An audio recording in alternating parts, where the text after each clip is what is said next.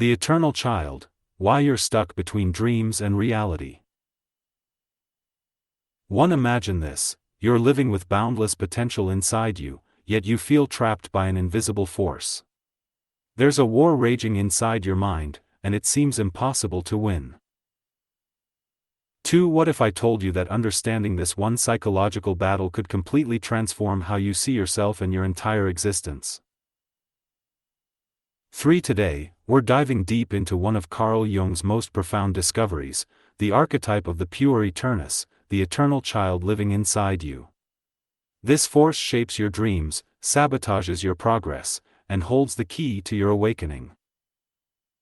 Stay until the very end, because what I'm about to reveal will shake everything you thought you knew about yourself. 5. The Puer Aeternus, Latin for eternal youth, is the childlike spirit that lives inside many of us. On the surface, it represents creativity, boundless energy, and the relentless pursuit of dreams. It's the voice that whispers, anything is possible. 6. But beneath this beautiful surface lies a dark shadow, a deep, often painful struggle with responsibility, maturity, and facing reality. 7. Carl Jung used this archetype to describe people who cling to an idealized youthful existence, unwilling, or unable, to confront the demands of adulthood. 8. Think about it. How many people do you know, young or old, who live in perpetual adolescence? They're enchanted by dreams of what life could be, yet paralyzed by fear of what it actually is. 9. Maybe you felt this yourself, a burning desire for freedom and adventure, crushed by simultaneous fear of commitment and responsibility. 10. You're not alone. This is one of the most common psychological patterns of our time. 11. The eternal child isn't just youthful energy. It's a deeply rooted psychological force that shows up in subtle, devastating ways. 12. Your reluctance to settle down. Your avoidance of meaningful work. Your endless pursuit of novelty and excitement at the expense of stability. Your dreams that never become reality. 13. This archetype is as seductive as it is dangerous. It offers the illusion of endless possibilities while quietly destroying your growth. 14. Every day you scroll instead of working. Every night you promise yourself tomorrow will be different. Every week you feel the weight of wasted time crushing your soul. 15. This is the eternal child at work, keeping you safe, keeping you comfortable, keeping you stuck. 16. Here's what's really happening in your mind: one part of you wants greatness. It dreams big. It sees the mountaintop. It imagines success. 17. Another part wants safety. It craves comfort. It fears pain. It avoids failure at all costs. 18. Right now, the part that wants comfort is winning. 19. Not because you're weak, but because your brain is designed to avoid pain and seek pleasure. When you think about working on your goals, your brain sees it as a threat. It sees effort, uncertainty, and the possibility of failure. 20. So it offers you an easier option: scroll your phone, watch videos, play games. Your brain rewards you with dopamine. You feel better temporarily. The discomfort disappears. 21. And your brain learns that avoiding your goals makes you feel good. So it keeps pushing you to avoid. 22. This isn't laziness. This is survival mode. Your brain thinks it's protecting you. 23. But here's the devastating truth: while your brain protects you from short-term discomfort, it's stealing your long-term happiness. 24. Remember Icarus? The boy who flew too close to the sun. 25. His wings, made of wax and feathers, symbolized his youthful ambition and boundless dreams. But his refusal to listen to his father's warnings led to his destruction. 26. Like Icarus, those who live only in the realm of the eternal child risk being consumed by their illusions. They soar high on dreams, then crash when reality strikes. 27. Dreams without action are seeds without soil, they cannot grow. 28 Your relationships suffer. Your career stagnates. Your potential dies.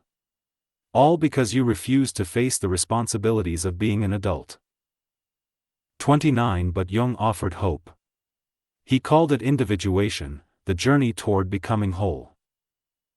30 This doesn't mean killing the eternal child. It means transforming it into a source of strength, creativity, and purpose.